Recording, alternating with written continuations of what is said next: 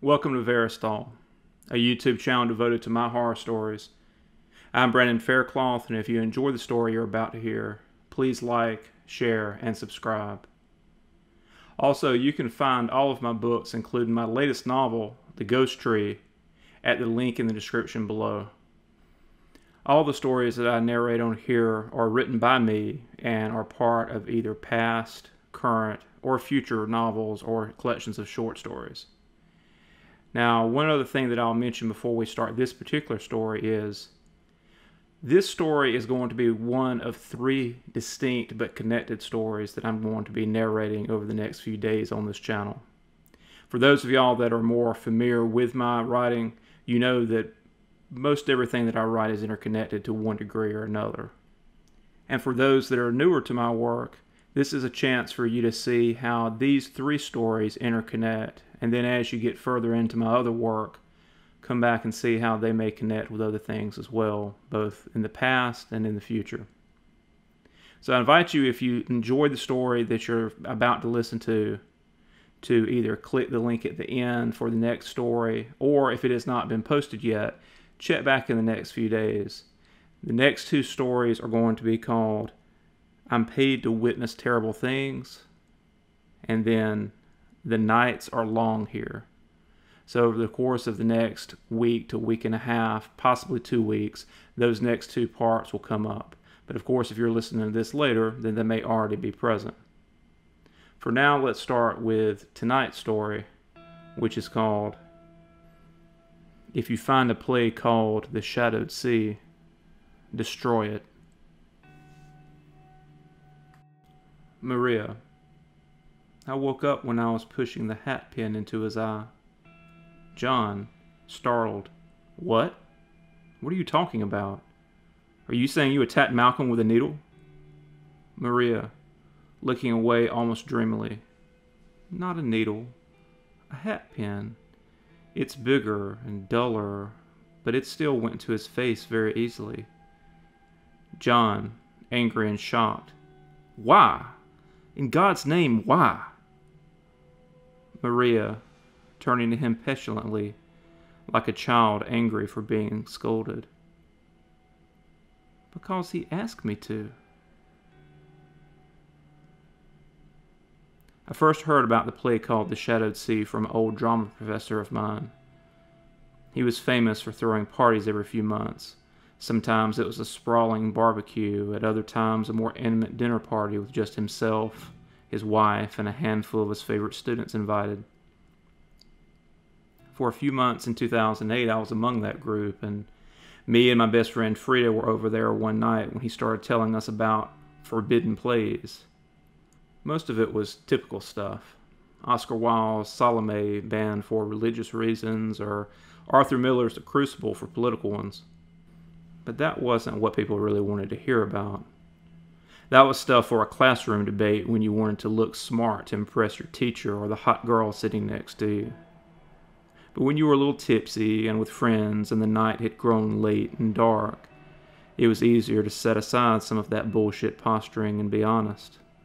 And the truth was, you didn't care about some book that was banned for offending someone or to squelch some contrary ideology. You wanted to know about books that were truly forbidden.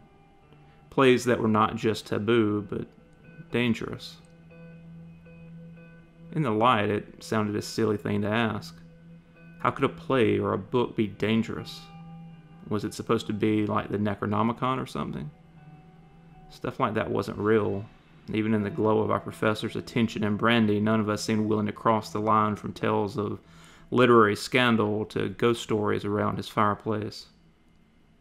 All of us except Frida. So, have you ever heard of an evil play? Like, not something people think is bad, but a play that actually hurts people. A couple of the others snickered, but a hard glance from Frida shut them up. She was usually very laid back, but when she got that serious, intense look, nothing would back her down. The professor seemed to pick up on this too, and he didn't take the question as a joke. Instead, he sucked in a slow breath as he raised an eyebrow. That's an interesting question. A strange and interesting and very specific question. Did you have something particular in mind? Frida gave a short shake of her head as she shrugged, her eyes never leaving his. Not specific. I've just heard rumors. I noticed how tense the man had been as some of that tension left him with a small laugh. Ah, the cursed plays. Well, you know how superstitious actors... She cut him off. Not cursed. Evil. Dangerous. Like people have died trying to perform it. The professor looked irritated as he glanced away. Well, no doubt there are plays that have foolhardy stunts or effects that have led to accidents, and he glanced at his wife as she put a hand on his arm. I think she's asking about... What was it? You know, the one you told me about that time years ago. She offered the rest of us an apologetic smile. Sorry, I enjoy seeing you all perform, but I don't really read plays constantly like him. Glancing back, she favored her husband with a questioning look. Maybe you should tell them about it. Warn them. Grimacing, he shifted in his chair. It's nothing that requires a warning. Nothing so dramatic as that. And it's not as though you'd ever find a copy anyway. It doesn't exist anymore, if it ever did. He let out a sigh and looked back at Frida. There is a play. Or there once was, called The Shadowed Sea. Supposedly it... Well, I would still say it's cursed, but supposedly it drove people insane that read it. Caused them to do strange things. Hurt themselves and others, that kind of thing. He looked back at his wife sulkily. Bunch of silly shit, if you ask me. Frida just stared at him, but my curiosity was piqued now. Who wrote it? And when? He shrugged. No one seems to know the author, though it first seemed to pop up in America in 1920s, maybe. It's just like any good campfire tale, conspicuously vague so you can't fact-check it. Grinning at his joke, I went on. Did you ever see it? Ever read it? The professor had been returning my smile, but all expression died on his face as he began to pale. No, I saw it once, or something that purported to be that, but no. I never read it. I never would. Frida leaned forward, her eyes dark and shining. What happened to it? Do you know what happened to the copy you saw? When he answered, he looked so old and tired, as though he had aged a dozen years in the span of 5 minutes. I burned it. He held her gaze for several moments, almost in defiance it seemed, and then he looked back toward the fireplace. I think it's time for all of you to go. Evan. Father's different since he returned. You know he is. Marigold does not turn from where she works preparing the evening meal, but she does stop her cutting for the moment. Marigold. Your father was lost at sea for months. He had to do things to survive and, well, we have no idea what all he's seen. Evan, angrier now. We don't know because he won't tell us. He keeps secrets from us. You know it's true. Marigold does turn around now, one arm still back on the counter as she gestures a red-stained knife toward her son. Marigold. He will share more as he deems he should, and you should mind your tongue. A look passes between them, and both Marigold and Evan break into uncontrollable laughter. The spell is broken when Marigold's other hand is jerked, and she frowns back in the direction of the counter.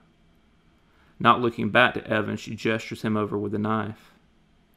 Marigold, come hold your sister's legs. If the knife slips, it could spoil the meat. After school, I tried to keep in touch with all my friends, but over the years, many fell away without me even noticing. The one I really missed was Frida, and there was a time when I thought we might wind up being more than friends, but around the time of that dinner party, she'd begun to grow strange and distant. We still spent time together throughout the rest of school, but there was this background hum of tension most of the time. Her mind was elsewhere, and I could never seem to fully bring her back. By graduation, I felt like I was saying goodbye to a stranger. That didn't keep me from mourning the loss of our friendship, though, and over the years I did try to find her and reconnect, though I never had any luck. She wasn't on the internet that I could find, and the few mutual acquaintances we still had were all as clueless about where she'd went as I was. Still, over a decade later, hardly a day went by when I didn't think about her. That's why when I got a large yellow envelope with her cramped, uneven writing on it, I was more excited that it was from her than anything that might have been inside. I turned the envelope over in my hands, nervous excitement creeping across my belly like I was opening an admission letter or maybe some long-awaited medical results. The envelope wasn't huge or heavy, but there was definitely something thick inside of it. Maybe a long letter detailing what she'd been up to, or some pamphlet for a cult that she'd joined that needed new members. That was the thing. I was anxious to hear from her, but I was also nervous about what that would actually look like after so many years of her being who knew where. I glanced at the clock. Allison would be home in just a few minutes, and while I didn't plan on hiding whatever this was from her, I did want to open it while I was still alone. Sucking in a breath, I tore it open and reached inside. The first thing I removed was a small scrap of paper with Frida's handwriting again. It just said, "I finally found it." Frowning, I reached back into the envelope to pull out the other item inside. It was a small book with a weathered cover of faded blue. On the back, there were a couple of spots that were worn to white, and near the spine there was a small reddish stain as well, but no summary or other sign of what the book was. Turning to look at the front, I could barely make out the ghost of letters spread across a patch of darker blue. I twisted it in the light until I was able to read out the words. "The shadowed sea." I felt a wave of fear and sadness roll through me. I'd always known, hadn't I? We'd never talked about it back then, but I'd always known after that dinner party that Frida's strangeness seemed connected to that stupid, evil play. The way she talked about it that night was only part of it. I'd seen her doing research, taking odd phone calls, and a part of me had suspected that she had some weird obsession with it. I think I told myself that she'd eventually get tired of chasing some silly literary urban legend, but the truth was I was afraid to ask. Afraid that if I pushed the issue, she'd cut me off more than she already had. And now I was holding whatever this was, and real or fake, the thing it really represented to me was the woman that had once been my best friend, who had probably gone slowly off the deep end, wasting years on this instead of living her life. It made me unbearably sad, but more than that, it made me feel guilty. Maybe if I hadn't been such a coward, had been a better friend, I would have stepped in and helped her stop it before it consumed her. Sighing, I thumbed through the pages of the book. It was definitely a play of some kind. The formatting was right, and while I didn't really read any of it, I glanced through enough to see different character names. John, Marigold, Maria, Evan, Peter, Valerie. It didn't mean it was the real deal, of course, and even if it was, who cared? My eyes fell back on the envelope. Frida had just put her name. No address. But there was a postmark, and while it was smudged, I was pretty sure it said Phoenix, Arizona. At least that was a start. When Allison got home, I told her about the envelope from an old school friend. That she'd sent me an obscure play without any real explanation. And wasn't that a funny and odd thing for someone to do? I didn't tell her I thought Frida needed help and I was going to try and find her, or that once upon a time I thought I'd loved her. I didn't tell her that the play was supposed to be cursed or that anything was wrong, because at the time I didn't know there was. Not until the next day, when I found Frida. Police are still investigating the double murder and suicide in Chandler, Arizona that occurred on May 27th. Officers first responded to a complaint of gunfire at a local residence, and after receiving no response, they breached the front door and entered to do a welfare check. Inside, they found 6-year-old Judith Sebring dismembered, as well as her father and well-respected businessman Tony Sebring. Mr. Sebring had been stabbed repeatedly in the neck and face, and initial reports are saying that some kind of object, perhaps knitting needles, had been left in his eyes. It wasn't until a few minutes later that police located the suspected perpetrator of these horrific crimes, Frida Sebring, wife and mother of the victims. She was found in an upstairs closet, apparently the victim of a self-inflicted gunshot wound. Police are saying this investigation is ongoing, and if you have any information pertaining to these tragic crimes, you are encouraged to come forward. I felt my gorge rise as I reread the article. It had happened the day after the postmark on the envelope. Had she really mailed me the play and then went home and murdered her family, and then herself? The world seemed dark and drowned out around me as I left work and headed home early. None of this could be real, could it? And if it was, how much of it was my fault? Part of me wanted to say none of it, but was that true? Could I have stopped whatever cancerous insanity was growing inside of her if I had just confronted her back when it was starting? Or if not stopped it, at least pushed her in the direction of getting help? Maybe not, but my lack of certainty terrified me. Pulling into the garage, I went inside and sat down. I wanted to talk to Allison about it, part for confession and part for comfort, but I knew it would be hours yet before she was home. I moved restlessly around the house before finally winding up in the kitchen. That's when I saw the note on the refrigerator. Be out for a while. Made you some meatloaf. Eat it while it's fresh. The suggestion made me realize how hungry I was in spite of everything. I heated up a slab of meatloaf and wolfed it down while standing in the kitchen, as I was still too jumpy to want to sit down for long. I was about to head back into the living room when I noticed a blue book sitting on the window ledge above the kitchen sink. The Shadowed Sea.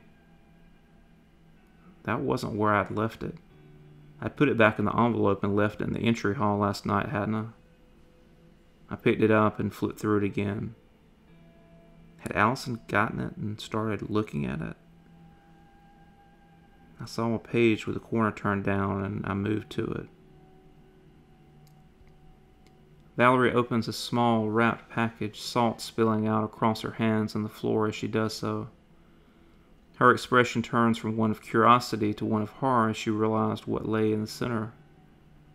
A small, very human-looking tongue. Valerie.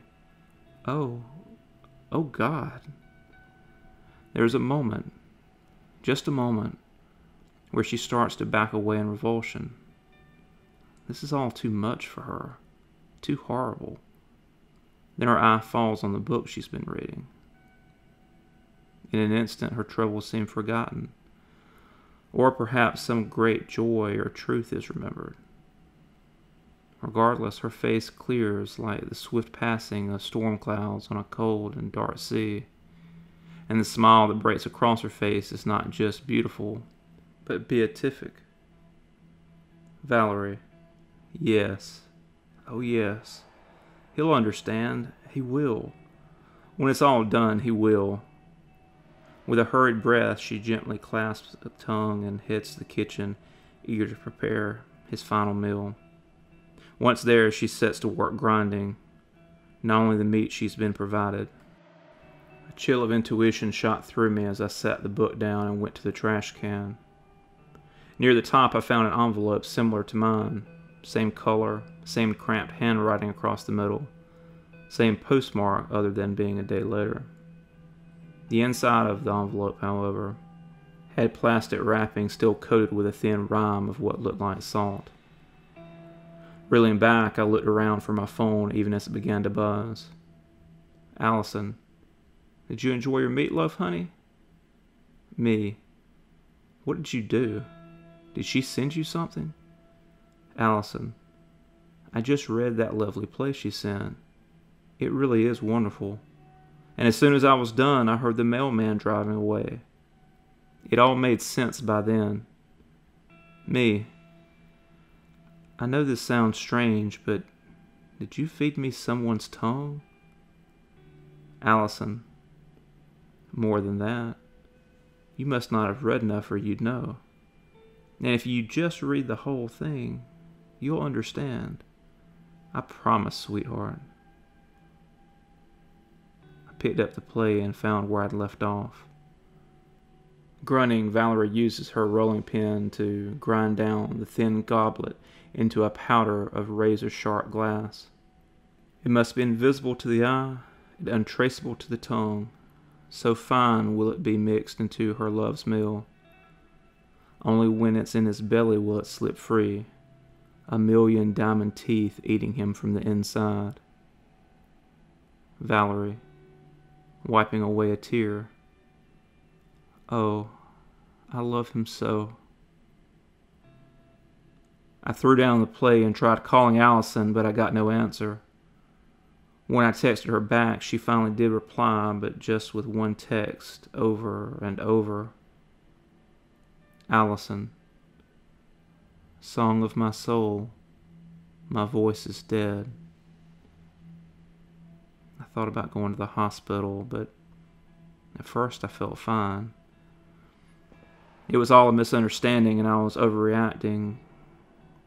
And maybe if I read more of the play, I really would understand. So I've been moving through it as I write this. At first it was just confusing and strange, but I'm starting to see how it all fits. How exciting it all is. My stomach is killing me now, but I think it's just anticipation of seeing what will happen next. But I'm sorry. I need to go. I'm feeling very tired now. Almost as though I'm starting to slow down. And I have to get back to the shattered sea. I'd never forgive myself if I didn't see how it...